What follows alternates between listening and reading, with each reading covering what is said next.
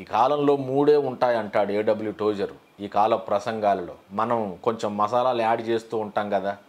మన ప్రసంగం గొప్పగా ఉండాలని, అందరికంటే భిన్నమైన రీతిలో ఉండాలని, లేదా గొప్ప మర్మం చెప్పాము అని ప్రజల చేత అనిపించుకోవటానికి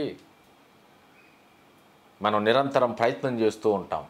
3 విషయాలే ఉన్నాయి కాంటెంపరీ ప్రీచింగ్లో అన్నాడు ఏడబ్ల్యూ టోజర్ గారు. Sensationalism, emotionalism, entertainment. ఈ మూడే. ఏదో ఒక రకంగా సెన్సేషన్ సృష్టించాలని బైబిల్లో లేని సంగతులను గురించి మాట్లాడుతూ ఉంటారు. తప్పుడు బోధలు చేస్తూ ఉంటారు.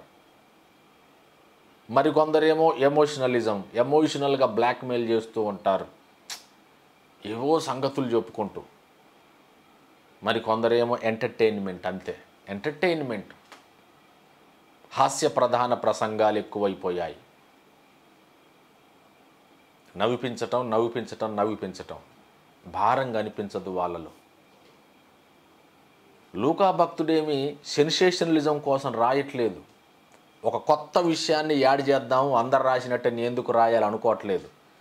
అంతకుముందు రాశారు అనేకులు, నేను కూడా వాటిని తరచి పరిష్కారంగా తెలుసుకున్నాను గనుక నీ పేరట రచించుట యుక్తమని నేను ఎంచితిని అన్నాడు. నెంబర్ 3,